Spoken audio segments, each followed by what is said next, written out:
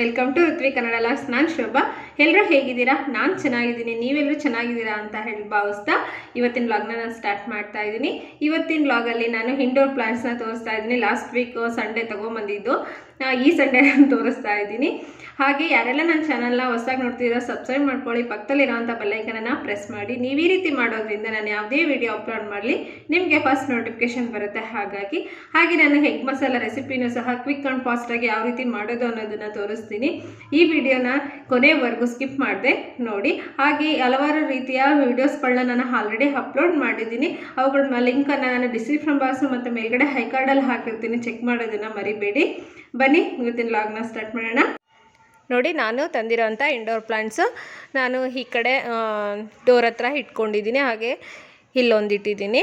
ಟೋಟಲಾಗಿ ನಾವು 9 ಗಿಡನ ತೊಗೊಂಬಂದಿದ್ದು. ಚಿಕ್ಕ 1-2 ಗಿಡ, ಹಾಗೆ ದೊಡ್ಡವು 1-5 ಗಿಡ, ಒಂದು ಔಟ್ಡೋರ್ ಪ್ಲಾಂಟ್ಸು. ಹಾಗಾಗಿ ನಾನು ಈ ರೀತಿ ಸ್ಟೆಪ್ಸ್ ಹತ್ರ ಹೊಂದಿಟ್ಕೊಂಡಿದ್ದೀನಿ. ಹಾಗೆ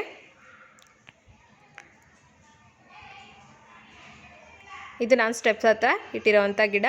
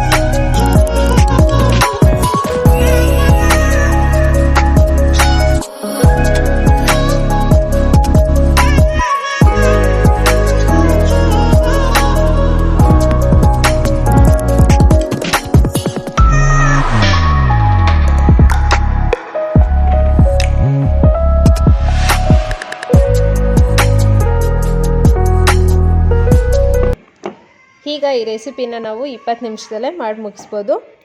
ನಾನಿಲ್ಲಿ ಎಗ್ ಕರಿ ಮಾಡೋದಕ್ಕೆ ಮೊಟ್ಟೆಗಳನ್ನು ತೊಗೊಂಡಿದ್ದೀನಿ. ಮೊಟ್ಟೆಗಳನ್ನು ಮೊದಲನೇದಾಗಿ ಬೇಯಿಸ್ಕೊಳ್ಳೋ ಪ್ರೊಸೀಜರು.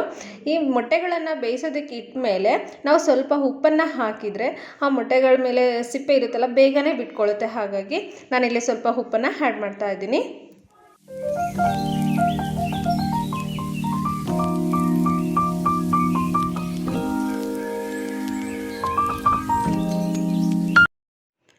ನೋಡಿ, ಮೊಟ್ಟೆ ಎಲ್ಲ ಬೇಯಿಸಿದಾದ ತಕ್ಷಣ ಸಿಪ್ಪೆ ಎಲ್ಲ ತೆಗೆದುಬಿಟ್ಟು ಈ ರೀತಿಯಾಗಿ 2 ಪೀಸಸ್ ಆಗಿ ಕಟ್ ಮಾಡ್ಕೋಬೇಕು.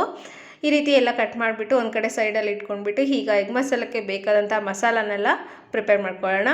ಮೊದಲನೇದಾಗಿ ನಾವು ಇಲ್ಲಿ ಮಿಕ್ಸಿ ಜಾರ್ಗೆ ಮಸಾಲೆನ ಹಾಕ್ಕೋಬೇಕು. ನಾನಿಲ್ಲಿ ತೊಳೆದಿರೋ ಅಂಥ ಕೊತ್ತಂಬರಿನ ಒಂದು ಚಿಕ್ಕ ಸ್ವಲ್ಪ ತೊಗೊಂಡಿದ್ದೀನಿ. ಅಂದ್ಕೊಂಡಿದ್ದೀನಿ ಚಿಕ್ಕ ಕಟ್ಟಲ್ಲಿ ಇನ್ನು ಸ್ವಲ್ಪನೇ ತೊಗೊಂಡಿರೋದು. ನಿಮಗೆ ಗ್ರೀನರಿ ಸ್ವಲ್ಪ ಜಾಸ್ತಿ ಬೇಕಾದರೆ ಗ್ರೀನ್ ಕರಿ ಥರ ಹಾಕಬೇಕು ಅಂದರೆ ಜಾಸ್ತಿನೇ ಆ್ಯಡ್ ಮಾಡ್ಕೋಬೋದು. ಹಾಗೆ ಒಂದು ಮೀಡಿಯಮ್ ಗಾತ್ರದ ಈರುಳ್ಳಿ, 1 ಇಂಚು ಶುಂಠಿ, ಬೆಳ್ಳುಳ್ಳಿ ತೊಗೊಂಡಿದ್ದೀನಿ. ಹಾಗೆ ಒಂದು ಚಿಕ್ಕ ಬೌಲಷ್ಟು ಜಾಮೂನ್ ಬೌಲಷ್ಟು ತೆಂಗಿನಕಾಯಿ ತುರಿನ ತೊಗೊಂಡಿದ್ದೀನಿ. ಹಾಗೆ ಒಂದು ಮೀಡಿಯಮ್ ಗಾತ್ರದ್ದು ಟೊಮೊಟೊ ಹಣ್ಣು, ಧನಿಯಾ ಪುಡಿ ಹಾಕ್ಕೊಂಡಿದ್ದೀನಿ, ಚಕ್ಕೆ, ಲವಂಗ, ನಾನು ಇಲ್ಲಿ ಏಲಕ್ಕಿನ ಪ್ರಿಪೇರ್ ಮಾಡ್ತಾಯಿದ್ದೀನಿ. ಸ್ವಲ್ಪ ನೀರು, ಜಾಸ್ತಿ ಹಾಕಿದರೆ ನೀರಾಗಿಬಿಡುತ್ತೆ. ಹಾಗಾಗಿ ಸ್ವಲ್ಪ ಗಟ್ಟಿಯಾಗೇ ರುಬ್ಕೊಂಡು ಬರಬೇಕು. ಹಾಗಾಗಿ ನಾವಿಲ್ಲಿ ಸ್ವಲ್ಪ ನೀರನ್ನು ಆ್ಯಡ್ ಮಾಡಿದರೆ ಸಾಕು, ಯಾಕಂದರೆ ಟೊಮೊಟೊದಲ್ಲಿ ನೀರು ಅಂಶ ಇರುತ್ತಲ್ವ. ಹಾಗಾಗಿ ನೋಡಿ, ಈ ರೀತಿಯಾಗಿ ಇರಬೇಕು. ಈ ರೀತಿ ಬಂದಮೇಲೆ ಈಗ ನಾವು ಪ್ಯಾನ್ ಇಟ್ಬಿಟ್ಟು ಅದಕ್ಕೆ ಜೀರಿಗೆ, ಹಸಿಮೆಣ್ಸಿನ್ಕಾಯಿ ಒಗ್ಗರಣೆಗೆ, ಹಾಗೆ ಮರಾಠಿ ಮೊಗ್ಗು, ಪಲಾವ್ ಎಲೆ ಹಾಕ್ಕೋಬೋದು. ಬೇಕಾದ್ರೆ ನೀವು ಸ್ಪೈಸಸ್ ಏನೇನು ಬೇಕೋ ಅದನ್ನೆಲ್ಲ ಆ್ಯಡ್ ಮಾಡ್ಕೋಬೋದು.